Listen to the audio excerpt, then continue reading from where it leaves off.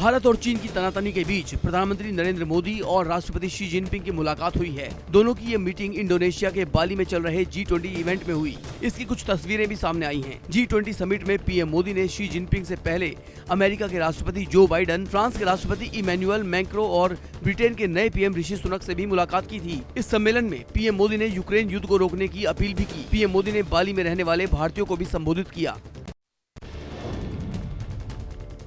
PM Modi आज France के राष्ट्रपति समेत कई देशों के नेताओं के साथ द्विपक्षीय बैठक करेंगे। फ्रांस के राष्ट्रपति इमैनुअल मैक्रों पीएम मोदी के लिए लंच की मेजबानी भी करेंगे। ये पीएम मोदी के प्रभाव और दोनों देशों के बीच गर्मजोशी वाले रिश्तों की निशानी है। भारतीय समय अनुसार सुबह 9:30 बजे दोनों नेताओं के बीच द्विपक्षीय बैठक होगी। इससे पहले पीएम मोदी सुबह 8:30 बजे इंडोनेशिया के राष्ट्राध्यक्ष और 9 बजे स्पेन के राष्ट्राध्यक्ष के साथ द्विपक्षीय बैठक करेंगे। इसके बाद पीएम मोदी की सिंगापुर, जर्मनी, इटली, ऑस्ट्रिया और यूके के राष्ट्राध्यक्षों के साथ द्विपक्षीय बैठकें होंगी। इंडोनेशिया की राजधानी बाली में चल रहे G20 शिखर सम्मेलन में दुनिया के दिग्गज नेताओं की सहमति पर एक ड्राफ्ट तैयार किया गया है। इसमें सभी नेताओं ने सहमति जताई है कि इस युग को किसी भी हाल में युद्ध का युग नहीं बनाना है। ड्राफ्ट स्टेटमेंट में पीएम मोदी की वो बात भी शामिल की गई जिसमें उन्होंने कहा था कि ये समय युद्ध का समय नहीं है। साथ ही बार बार परमाणु हथियारों की धमकी देने जैसे बयानों की भी निंदा की गई है। ज्यादातर देशों ने यूक्रेन युद्ध की निंदा की है। साथ ही ये माना जा रहा है कि इस युद्ध की वजह से वैश्विक अर्थव्यवस्था को नुकसान पहुंच रहा है और मानवता भी प्रभावित हुई है। गुजरात में गढ़ बचाने के लिए बीजेपी की कॉर्पोरेट बॉम्बिंग शुरू हो गई है, जिसके तहत गुजरात विधानसभा चुनाव के प्रचार में बीजेपी अपने सभी प्रमुख नेताओं को उतारने जा रही है। पार्टी की रणनीति हर रोज लगभग 50 प्रमुख नेताओं को उतारने की है, जो राज्य के हर कोने में सभाएं, रैली और रोड शो करेंगे। 19 नवंबर को पीएम मोदी के 3 दिवसीय दौरे के बाद बीजेपी का चुनाव प्रचार तेज हो जाएगा। पीएम मोदी पूरे गुजरात में 1 दर्जन से ज्यादा रैलियों के साथ ही रोड शो समेत कई अन्य कार्यक्रमों में हिस्सा लेंगे। गुजरात के मुख्यमंत्री भूपेंद्र पटेल आज अपना नामांकन दाखिल करेंगे। इस दौरान उनके साथ गृह मंत्री अमित शाह भी होंगे। वहीं इससे पहले सुबह 11 बजे गृह मंत्री अमित शाह और सीएम भूपेंद्र पटेल घाट लोडिया में केसरिया रैली निकालेंगे, जिसके बाद वहां एक विधानसभा मध्यस्थ कार्यालय का उद्घाटन करेंगे और 12 बजे के बाद नामांकन दाखिल करने पहुंचेंगे। वहीं बीजेपी के प्रदेश अध्यक्ष CR पाटिल आज अहमदाबाद और साणंद में चुनाव कार्यक्रमों में हिस्सा लेंगे और बैठकें करेंगे। गुजरात में 42 जोनल पर्यवेक्षकों की लिस्ट जारी करने के बाद कांग्रेस ने स्टार प्रचारकों की लिस्ट भी जारी कर दी है। कांग्रेस ने गुजरात विधानसभा चुनाव के लिए स्टार प्रचारकों की लिस्ट चुनाव आयोग को सौंप दी है। इसमें 40 नेताओं के नाम शामिल हैं। इसमें कांग्रेस के राष्ट्रीय अध्यक्ष मल्लिकार्जुन खड़गे, सोनिया गांधी, राहुल गांधी और प्रियंका गांधी के अलावा अशोक गहलोत, भूपेश बघेल, सचिन पायलट, जिग्नेश मेवाणी, कन्हैया कुमार और कमलनाथ का नाम भी शामिल है। आम आदमी पार्टी ने गुजरात चुनाव में पूरी ताकत झोंक रखी है। आम आदमी पार्टी के संयोजक और दिल्ली के मुख्यमंत्री अरविंद केजरीवाल के गुजरात दौरे का 3रा दिन है। केजरीवाल आज गुजरात के वलसाड़ में रोड शो करेंगे। वहीं आम पार्टी के सांसद राघव चड्ढा लगातार गुजरात में मोर्चा जमाए हुए हैं। आज राघव चड्ढा अहमदाबाद में पार्टी कार्यालय में प्रेस कॉन्फ्रेंस करेंगे, जबकि सीएम पद के दावेदार इसुद्दीन गढ़वी और प्रदेश अध्यक्ष गोपाल इटालिया भी चुनाव प्रचार में जुटे हुए हैं। मध्य प्रदेश में एंट्री के बाद राहुल गांधी की भारत जोड़ो यात्रा पर ब्रेक लगने जा रहा है। गुजरात में विधानसभा चुनाव के चलते यात्रा में कुछ बदलाव किए गए हैं। बताया जा रहा है कि राहुल गांधी यात्रा को रोककर गुजरात में चुनाव प्रचार करने जाएंगे, जिसके चलते मध्य प्रदेश में भारत जोड़ो यात्रा पर 2 दिन का ब्रेक लगेगा। राहुल गांधी 20 नवंबर की शाम महाराष्ट्र से मध्य प्रदेश में प्रवेश करेंगे। 21 और 22 नवंबर को यात्रा का विश्राम रहेगा और इन 2 दिनों में राहुल गांधी गुजरात में चुनाव प्रचार करेंगे। इसकी वजह से यात्रा खत्म होने की तारीख भी आगे बढ़ाई जा सकती है। मनी लॉन्ड्रिंग केस में मंगलवार को जैकलिन फर्नांडिस को दिल्ली की पटियाला हाउस कोर्ट में बड़ी राहत मिली। कोर्ट ने उन्हें 2 लाख रुपए के बॉन्ड और बिना इजाजत देश से बाहर जाने की शर्त पर जमानत दी है। जैकलिन को जमानत मिलने के बाद उनके वकील प्रशांत पाटिल का इस मामले में बयान सामने आया है। प्रशांत पाटिल के मुताबिक कोर्ट से बाहर निकलते हुए जैकलिन ने अपने टीम को शुक्रिया कहा और इमोशनल हो गयी। उन्होंने कहा कि जैकलिन ने अब तक जांच में पूरा सहयोग किया है और आगे भी करेंगी। उनका देश छोड़कर भागने का कोई इरादा नहीं है। रामपुर विधानसभा सीट पर होने वाले उपचुनाव के लिए सपा ने आजिम रजा को अपना उम्मीदवार बनाया है। मंगलवार को रामपुर में सपा की बैठक में ये फैसला लिया गया। बैठक में आजम खान और अब्दुल्ला आजम भी शामिल हुए। बीजेपी ने इस सीट पर आकाश सक्सेना को टिकट दिया है। बता दें कि आजम खान की सदस्यता रद्द होने के बाद रामपुर की सीट खाली हो गई थी। अब इस सीट पर 18 नवंबर तक नामांकन होगा, 5 दिसंबर को वोटिंग होगी और 8 दिसंबर को वोटों की गिनती होगी। मुख्यमंत्री ममता बनर्जी मंगलवार को राज्य के आदिवासी बहुल झारग्राम में एक रैली करने पहुंची। इस दौरान उन्होंने केंद्र को चेताया कि राज्यों से जीएसटी लेकर उसका हिस्सा वापस करना केंद्र सरकार नहीं चाहती है। अगर केंद्र सरकार राज्यों का बकाया भुगतान नहीं कर सकती तो वो सत्ता छोड़ दे। वहीं दूसरी तरफ बकाये को लेकर छत्तीसगढ़ के सीएम भूपेश बघेल ने भी मोर्चा खोल दिया है। उन्होंने कहा कि केंद्र ने बिना कारण बताए राज्य का पैसा लौटाने से इनकार कर दिया। झारखंड में एक बार फिर से सियासी हलचल तेज हो गई है। मंगलवार को अचानक झारखंड मुक्ति मोर्चा की आपात बैठक मुख्यमंत्री आवास पर बुलाई गई। इस बैठक में ईडी के द्वारा मुख्यमंत्री को दोबारा भेजे गए समन के साथ ही ताजा राजनीतिक परिस्थितियों पर चर्चा की गई। सूत्रों के मुताबिक आज दोपहर फिर से जेएमएम विधायकों की बैठक होगी। वहीं शाम के समय यूपीए विधायक दल की मुख्यमंत्री आवास में बैठक होगी। बता दें कि ईडी ने मुख्यमंत्री हेमंत सोरेन को 17 नवंबर को पूछताछ के लिए बुलाया है। इसके लिए उन्हें ईडी के रांची दफ्तर में उपस्थित होना पड़ेगा। मुख्यमंत्री योगी आदित्यनाथ के नेतृत्व में आज लोक भवन में कैबिनेट की बैठक होगी। इस दौरान कई अहम फैसलों पर मुहर लगने के आसार हैं। पिछले हफ्ते यानी 3 नवंबर को संपन्न हुई कैबिनेट मीटिंग में 22 अहम फैसले लिए गए थे। सबसे अहम फैसला उत्तर प्रदेश औद्योगिक निवेश एवं रोजगार प्रोत्साहन नीति थी। इस बैठक के बाद सीएम योगी दिल्ली के लिए रवाना होंगे और दिल्ली के प्रगति मैदान में ट्रेड फेयर में शामिल होंगे। यहाँ शाम 5 बजे तक रहेंगे। वो उत्तर प्रदेश दिवस vocal for local, local to global theme पर आयोजित कार्यक्रम में हिस्सा लेंगे। रक्षा मंत्री राजनाथ सिंह के 3 दिवसीय लखनऊ दौरे का आज तीसरा दिन है।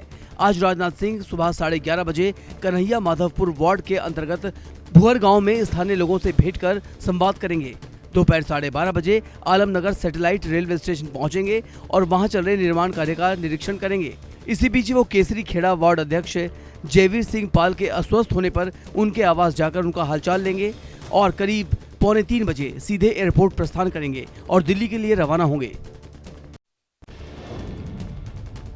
राष्ट्रपति द्रौपदी मुर्मू के मध्य प्रदेश दौरे का आज दूसरा दिन है। आज राष्ट्रपति सुबह 11:30 बजे से 12:30 बजे के बीच महिला स्वयं सहायता समूहों के सम्मेलन को संबोधित करेंगी। ये कार्यक्रम मोतीलाल नेहरू स्टेडियम में आयोजित होगा। दोपहर करीब 12:45 बजे राष्ट्रपति स्टेट हैंगर भोपाल से दिल्ली के लिए प्रस्थान करेंगी।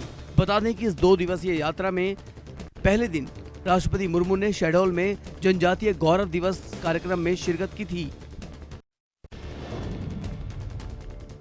बिहार के मुख्यमंत्री नीतीश कुमार आज पटना के ऐतिहासिक गांधी मैदान में 10,459 पुलिसकर्मियों को नियुक्ति पत्र सौंपेंगे। इस कार्यक्रम में सीएम के साथ उप मुख्यमंत्री तेजस्वी यादव भी मौजूद रहेंगे। कार्यक्रम को लेकर गांधी मैदान में सभी तैयारियां पूरी कर ली गई हैं। सुरक्षा को लेकर गांधी मैदान में एक दिन पहले से ही आम लोगों के प्रवेश पर रोक लगा दी गई थी। गौरतलब है कि इससे पहले पटना के ऐतिहासिक गांधी मैदान में खुले मंच से पूर्व सीएम कर्पूरी ठाकुर ने नियुक्ति पत्र बांटे थे। अब एक बार फिर इतिहास दोहराया जा रहा है। पंजाब के किसान आज पूरे प्रदेश में कई जगहों पर चक्का जाम करेंगे। पटियाला, फिरोजपुर, मानसा और अमृतसर में बड़ी संख्या में किसानों ने सड़कों पर विरोध प्रदर्शन की तैयारी कर ली है। दरअसल 6 अक्टूबर को पंजाब सरकार की किसान संगठनों के साथ हुई बैठक में किसानों की कई मांगों को सरकार ने मानने का आश्वासन दिया था, लेकिन इन मांगों को लेकर अब तक नोटिफिकेशन जारी नहीं किया गया। इसी के विरोध में किसानों ने सरकार के खिलाफ मोर्चा खोल दिया है। भारतीय रिजर्व बैंक यानी आरबीआई के गवर्नर शक्तिकांत दास आज सार्वजनिक क्षेत्र के बैंकों के मुख्य कार्यपालक अधिकारियों के साथ बैठक करेंगे। बैठक में धीमी जमा वृद्धि और लोन की ऊंची मांग को बनाए रखने से संबंधित मुद्दों पर विस्तार से चर्चा की जाएगी। बैठक में पिछले महीने प्रधानमंत्री नरेंद्र मोदी द्वारा शुरू की गई डिजिटल बैंकिंग इकाइयों के कामकाज की भी समीक्षा की जाएगी। सूत्रों के मुताबिक बैठक के लिए जारी एजेंडा के मुताबिक बैंकों के मूल्य निर्धारण और जमा की धीमी वृद्धि समेत स्थिरता लाने पर चर्चा की जाएगी। सुप्रीम कोर्ट में आज कई बड़े मामलों पर सुनवाई होगी और कई बड़े मामलों पर फैसले लिए जा सकते हैं। इन्हीं में एक है दिल्ली के पूर्व कमिश्नर राकेश अस्थाना की नियुक्ति का मामला। दिल्ली पुलिस के पूर्व कमिश्नर राकेश अस्थाना की नियुक्ति को चुनौती देने वाली याचिका पर सुप्रीम कोर्ट आज सुनवाई करेगा। राकेश अस्थाना की दिल्ली पुलिस आयुक्त के रूप में नियुक्ति को गैर सरकारी संगठन centre for public interest litigation ने चुनौती दी है। आवारा कुत्तों को लेकर बॉम्बे हाईकोर्ट के फैसले के खिलाफ याचिका पर सुप्रीम कोर्ट आज सुनवाई करेगा। याचिका में बॉम्बे हाईकोर्ट के उस आदेश को चुनौती दी गई है जिसमें निर्देश दिया गया था कि नागपुर और उसके आसपास के क्षेत्रों का कोई भी नागरिक सार्वजनिक स्थानों, बागीचों आदि में आवारा कुत्तों को ना तो खाना खिलाएगा और ना ही इनका प्रयास करेगा। हाईकोर्ट ने अपने आदेश में कहा था कि अगर कोई व्यक्ति आवारा कुत्तों को खिलाने में रुचि रखता है तो वो पहले कुत्ते को गोद लेगा, उसे नगर निगम के अधिकारियों से पंजीकृत कराएगा और फिर अपना प्यार बरसाएगा। जम्मू कश्मीर परिसीमन को लेकर दायर याचिका पर भी आज सुप्रीम कोर्ट में सुनवाई होगी। श्रीनगर के रहने वाले हाजी अब्दुल गनी खान ने परिसीमन की पूरी प्रक्रिया को सुप्रीम कोर्ट में चुनौती दी है। इस पर सुप्रीम कोर्ट के नोटिस का जवाब देते हुए केंद्र सरकार और चुनाव आयोग ने कहा है कि विधानसभा चुनाव के लिए विधानसभा क्षेत्रों के परिसीमन के लिए परिसीमन आयोग की रिपोर्ट को कहीं भी चुनौती नहीं दी जा सकती है। उम्मीदवारों को एक से अधिक सीटों पर चुनाव लड़ने से रोकने वाली मांग पर भी आज देश की सबसे बड़ी अदालत में फैसला लिया जाएगा।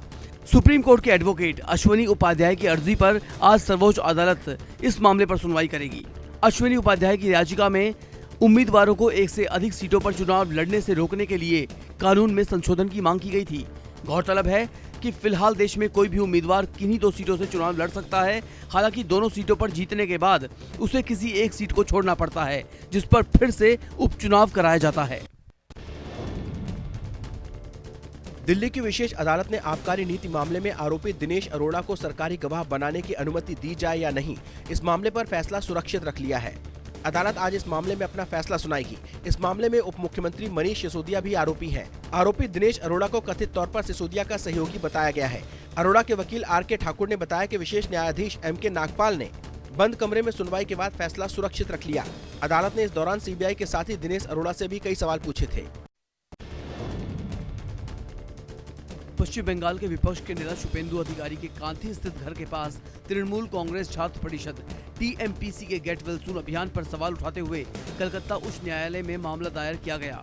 शुभेंदु अधिकारी ने हाईकोर्ट में दायर मामले में सीबीआई जांच की मांग की है। न्यायमूर्ति राजशेखर मंथा ने मामला दर्ज करने की अनुमति के साथ ही CRPF को शामिल करने का आदेश दिया है। मामले की सुनवाई आज दोपहर 2 बजे कोलकाता हाईकोर्ट में होगी। भारत और अमेरिका सालाना सैन्य युद्धाभ्यास आज से शुरू हो रहा है। ये मिलिट्री एक्सरसाइज इस बार चीन से सटी LAC के करीब उत्तराखंड के औली में शुरू होने जा रही है। LAC से 100 किलोमीटर की दूरी पर अमेरिका और भारतीय सेना की साझा ट्रेनिंग होगी। भारतीय सेना अब मित्र देशों के सेनाओं के साथ हाई एल्टीट्यूड इलाके में जो भी मिलिट्री एक्सरसाइज करेगी वो औली के इसी ट्रेनिंग नोड पर होगी। उत्तराखंड का औली करीब 10,000 फीट की ऊंचाई पर है। ऐसे में इतने ऊंचे पहाड़ी इलाके में भारतीय सेना पहली बार किसी मित्र देश की सेना के साथ मिलिट्री एक्सरसाइज करने जा रही है। दिल्ली के हाई लेवल श्रद्धा मर्डर केस की जांच अब ज्वाइंट CP की निगरानी में होगी। इस मामले में पुलिस आज आरोपी आफ्ताब के कुछ और दोस्तों से पूछताछ कर सकती है। साथ ही उनके कॉल डिटेल्स को भी खंगालेगी, जिससे ये पता लगाया जा सके कि हत्या के बाद और कितने लोग आफ्ताब के संपर्क में थे, क्योंकि पुलिस को लगता है कि आफ्ताब सच नहीं बता रहा है, इसलिए पुलिस उसकी रिमांड बढ़ाने की मांग कर सकती है। पुलिस अभी शव के फॉरेंसिक जांच का इंतजार कर रही है, जिससे केस में और भी नए खुलासे हो सकते हैं। श्रद्धा वालकर की हत्या को लेकर महाराष्ट्र में सियासत तेज हो गई है। आज हिंदुत्ववादी संगठन विश्व हिंदू परिषद और दुर्गा वाहिनी का आंदोलन है। आज VHP और दुर्गा वाहिनी दादर में लव जिहाद के खिलाफ जन आक्रोश आंदोलन करेगी। ये आंदोलन शाम के समय रफ्तार पकड़ेगी। इससे पहले इस मामले पर मंगलवार को बीजेपी विधायक राम कदम के नेतृत्व में आंदोलन किया जा चुका है। राम कदम का ये आंदोलन भी लव जिहाद को लेकर ही था। ऐसे में बहुत मुमकिन है कि मुंबई से दिल्ली तक पूरे देश को हिला देने वाले ये मर्डर केस एक राजनीतिक रंग भी ले ले। महाराष्ट्र के औरंगाबाद में एक नाबालिग छात्रा के साथ छेड़छाड़ का मामला सामने आया है। घटना उस समय की है जब छात्रा उस्मानपुरा इलाके से एक रिक्शे में बैठकर अपने घर जा रही थी। घर जाते समय रिक्शा चालक ने लड़के से अश्लील बातें और छेड़छाड़ करनी शुरू कर दी, जिससे घबराकर छात्रा ने चलते हुए ऑटो से छलांग लगा दी, जिसमें लड़की के सिर पर चोट आई है। बाद में उसे अस्पताल में भर्ती किया गया है। घटना का पता चलते ही पुलिस ने मामले की जांच शुरू कर दी, जिसमें इलाके के कई CCTV फुटेज खंगालने के बाद पुलिस ने ऑटो रिक्शा चालक को गिरफ्तार कर लिया है। मध्य प्रदेश के रतलाम जिले में मऊ निमिज हाईवे पर सड़क किनारे काम कर रहे मजदूरों को एक कार ने रौंद दिया। इस हादसे में अभी तक 4 लोगों की मौत की खबर आ चुकी है, जबकि 8 घायलों का इलाज अस्पताल में चल रहा है। घटना के मुताबिक कुछ मजदूर जमुनिया गांव के पास 4 लेन के किनारे रेलिंग लगाने का काम कर रहे थे, तभी अचानक तेज रफ्तार से आ रही कार ने इन्हें कुचल दिया। रफ्तार इतनी तेज थी कि एक-एक करके कार 12-13 मजदूरों पर चढ़ गई। जो 2-3 मजदूर घायल होने से बच गए, उन्होंने पुलिस को फोन कर मामले की जानकारी दी। यूपी के आजमगढ़ के कंधारपुरा थाना क्षेत्र में एक महिला का सिर कटा शव बरामद हुआ। घटना के मुताबिक कंधारपुरा थाना क्षेत्र में गांव के पास सड़क किनारे एक कुएं में एक अनजान महिला के अलग अलग बॉडी पार्ट्स मिले हैं। लाश बिना सिर के मिली थी। कुएं में लाश मिलने से गांव में हड़कंप मच गया। बाद में गांव के लोगों ने इसकी सूचना पुलिस को दी। मौके पर पहुंचकर पुलिस ने डेड बॉडी को कुएं से निकालकर पोस्टमार्टम के लिए भेज दिया। पुलिस का कहना है कि डेड बॉडी की साइंटिफिक तरीके से जांच की जाएगी।